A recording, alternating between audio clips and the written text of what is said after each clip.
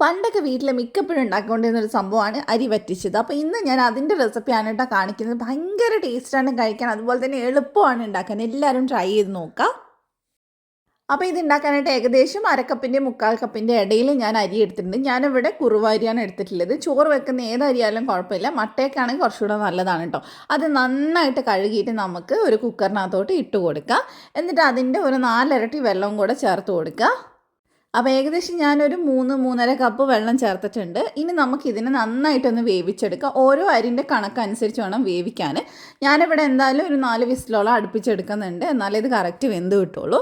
അപ്പോൾ അതവിടെ വേവട്ടെ. ഇനി നമുക്ക് വേണ്ടത് ഒരു 1/4 കപ്പ് ശർക്കര പൊടിയാണ്. ഞാൻ ശർക്കര പൊടി എടുത്തിട്ട് ശർക്കര ആയാലും കുഴപ്പമൊന്നുമില്ല, പൊടിച്ചിട്ടൊന്ന് 1/4 കപ്പ് ആക്കിയാൽ മതി. പിന്നെ ഇതിലേക്ക് 1/2 ടീസ്പൂൺ ഏലക്കാപ്പൊടി, 2 നുള്ളി ചുക്കുപൊടി ചേർത്തിട്ടുണ്ട്. അതുപോലെ തന്നെ ഒരു 1/4 ടീസ്പൂൺ ചെറിയ ജീരകം ചേർത്തിട്ടുണ്ട്, 2 നുള്ളി ഉപ്പ് ചേർത്തിട്ടുണ്ട്. ഇതെല്ലാം കൂടി നമുക്ക് നന്നായിട്ട് മിക്സ് ചെയ്ത് ഇതിനൊന്ന് വേവിച്ചെടുക്കാം, ഒന്ന് ഉരുക്കിയെടുക്കാം.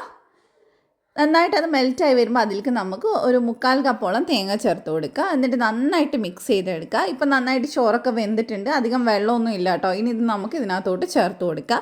ഇനി ആകെയുള്ള പണി എന്ന് പറഞ്ഞാൽ ഇത് വറ്റിച്ചെടുക്കുക. അപ്പോൾ ഇതിൻ്റെ പേര് തന്നെ അരി വറ്റിച്ചതെന്നാണ് കേട്ടോ നമ്മൾ പറയുക. ഓരോ സ്ഥലത്ത് ഓരോ പേരായിരിക്കും. അപ്പോൾ ഇനി നമുക്ക് ഇതിനെ നന്നായിട്ട് വറ്റിച്ചെടുക്കണം. ഇടയ്ക്കിടയ്ക്കായിട്ട് നെയ്യ് ചേർത്ത് കൊടുക്കുക. ഞാൻ ടോട്ടൽ 3 ടേബിൾ സ്പൂൺ നെയ്യ് ചേർക്കുന്നുണ്ട്. അപ്പോൾ ഇടയ്ക്കിടയ്ക്കായിട്ട് അതിനൊന്ന് ചേർത്ത് കൊടുത്താൽ മതി.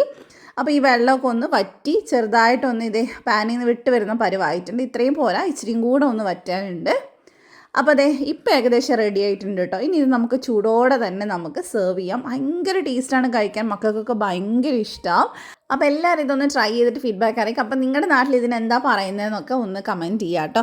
അപ്പോൾ നമുക്ക് ഇതുപോലെ നല്ല കിഡിലൻ റെസിപ്പീസുമായിട്ട് അടുത്ത വീഡിയോയിൽ കാണാം. അപ്പോൾ എല്ലാവരും ഫോളോ ചെയ്യുമെന്ന് വിചാരിക്കുന്നു. അപ്പോൾ ബൈ.